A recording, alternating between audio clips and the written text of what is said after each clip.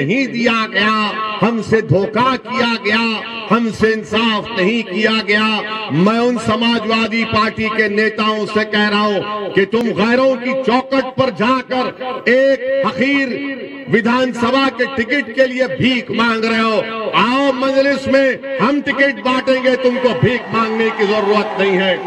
और मैं उन नेताओं को चौकन्ना कर रहा हूं, अखिलेश यादव तुमको धोखा देगा। अखिलेश यादव जिस किसी अल्पसंख्यक समाज के नेता को टिकट नहीं मिला, अखिलेश यादव उसको बुलाकर बोल रहे हैं ये लो लॉलीपॉप और मुंह में चूसते रहो। और लॉलीपॉप अखिलेश यादव क्या दे रहे, बोल रहे हैं कि सरकार आएगी तो तुमको एमएलसी बनाएंगे, सरकार आएगी तो तुमको राज्यसभा भिजा देंगे। अरे राज्यसभा तो प्रोफेसर के मुकद्दर में जिंदगी भर के लिए लिखा है, एमएलसी तुमको नहीं मिलेगा।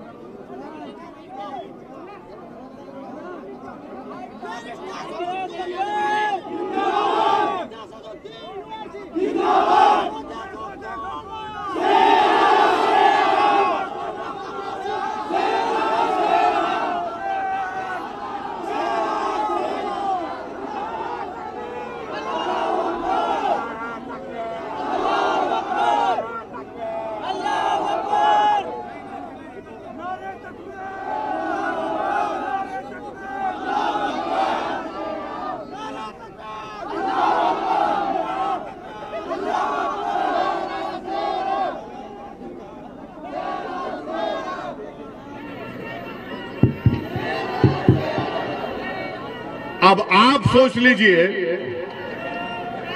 बाबा क्या कहते हैं, विकास किया।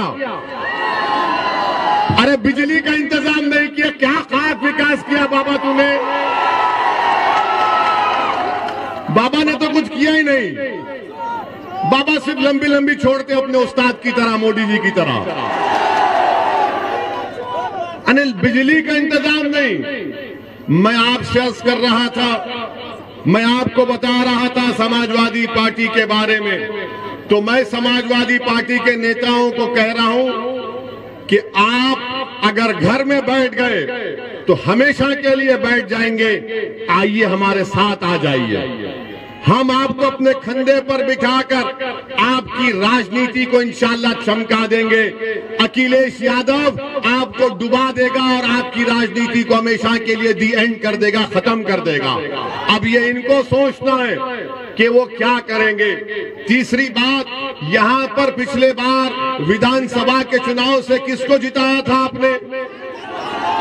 किसको जिताया था?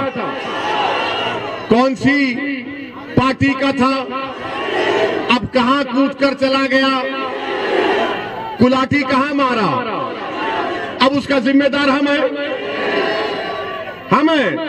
हमने आपको उसको कहा था कि बेटा कुलाठी मार के मोदी जी के गोद में जाकर चाय पी ले, हमने तो नहीं कहा था ना। अब जयंत चौधरी इस पर क्या बोलेंगे? जयंत चौधरी के पार्टी से ये कूद कर नरेंद्र मोदी और योगी के साथ बैठकर उस पार्टी का प्रत्याशी बनकर यहां पर आया है। आपका वोट जाय होगा, याद रखिए। आपने 2019 के पार्लियामेंट के चुनाव में बीजेपी को वोट दिया आपने? कितनों ने दिया? हाथ उठाओ, डरो मत। कौन जीता यहां से? कौन जीती? हम बोले थे आपको वोट डालने के लिए। आपके वोट की कीमत क्या रही है बताओ? 17 में आपने आरएलडी को वोट दिया, वो बीजेपी में दौड़कर चला गया। 19 में आपने बीजेपी के खिलाफ यहां पर आरएलडी को वोट दिया, तब भी बीजेपी जीती। आपकी जिम्मेदारी नहीं है बीजेपी को सिर्फ हराना, आपकी जिम्मेदारी खुद कामयाब करो और बीजेपी को भी हराओ। हमारे दिमागों में 50 साल से बात डाल दी गई, आप नहीं जीत सकते।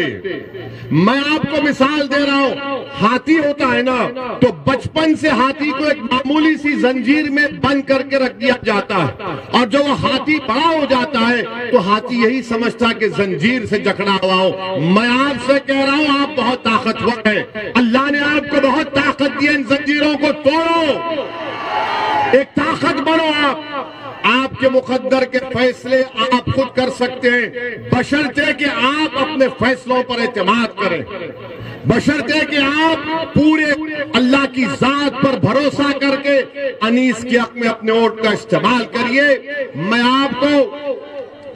आपको ये भी बताना चाह रहा हूं कि अगर जिंदगी हमसे वफा नहीं करेगी, अगर कोई कामयाब हो जाता है हमको खत्म करने के लिए, तब भी मैं आपसे कह रहा हूं कि अपने आंख में आंसू मत लाइए। हाँ, हमारी गाड़ी पर हमला हुआ, 4 गोलियां उन 2 लोगों ने चलाई, मगर अल्लाह जिसको बचाना चाहता उसकी कोई जान नहीं ले सकता। और हमारा तो अटूट इस बात पर ईमान है कि जब तक कुदरत फैसला नहीं करेगी, किसी की इंसान की ना मौत आएगी, जब तक अल्लाह नहीं चाहेगा ना आपकी मौत आएगी, ना कोई आपका रिस्क छीन सकता है, ना कोई आपको बेइज्जत कर सकता है। तो ये तीनों चीजें हम लिखा कर लाते, हमको ये सप्पा RLD मोदी नहीं देते। हम दुनिया में जिंदा हैं तो अल्लाह के रहमो करम पर जिंदा थे, हैं और रहेंगे। गोलियां चलाने वाले वही लोग हैं जिन्होंने महात्मा गांधी को कत्ल किया था। ये 4 गोलियां चलाए हम पर, अल्लाह ने हमको बचाना था, मगर मैं उन लोगों को फिर से कह रहा हूं, मैं मौत से नहीं डरता हूं, इंशाअल्लाह ताला मैं नहीं डरता।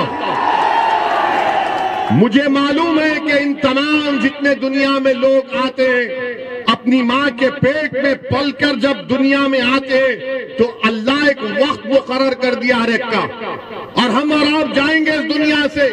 मगर याद रखो, मैं मौत से नहीं डरता, ना मैं कत्ल करने वालों से डरता हूं, ना तुम्हारी गोलियां मेरी आवाज को दबा सकेंगी, ना तुम्हारी ताकत मुझे तुम्हारे ताल्लुक से डर में खौफ पैदा कर सकेगी। मुझ पर गोलियां क्यों चलाई गई? क्योंकि मैं बीजेपी की आंख में आंख डालकर आप गरीब मजलूम अवाम के हक की बात करता हूं। मुझ पर गोलियां इसलिए चलाई गई, मुझ पर गोलियां इसलिए चलाई गई क्योंकि मैं गरीब आवाम के इंसाफ का मुतालबा करता हूं। मुझ पर गोलियां इसलिए भी चलाई जाएंगी क्योंकि मैं हिस्सेदारी की बात करता हूं। मैं संविधान के दायरे में रहकर जब ये बात करता हूं तो इन जालिमों को पसंद नहीं आता। ये नादान, ये बुज़दिल ये समझते कि ओवैसी की जबान को खत्म कर दिया जाएगा गोलियों से। अरे तुम्हारे में दम है तो मारो गोली। मैं मगर अल्लाह ने फैसला किया कि तुम्हारी गोली से मेरी मौत होगी, तो मैं आपसे कह रहा हूं, आप अपने हर बेटे को, अपनी बेटी को मुझसे ज्यादा काबिल बनाना। अगर एक ओवैसी मरेगा तो तुमको मैं वसीयत करता हूं कि लाखों में तुमको मुझसे ज्यादा ओवैसियों को पैदा करना पड़ेगा। और याद रखो, हम दुनिया में आए तो जाएंगे, मगर अपने बेटों को, अपनी बेटियों को डॉक्टर बनाइए ताकि वो बीमारों का इलाज कर सके। अपने औलाद को जर्नलिस्ट बनाइए ताकि वो जालिम हुक्मरानों से बेबाकी से सवाल कर सके। आप अपनी औलाद को सियासतदान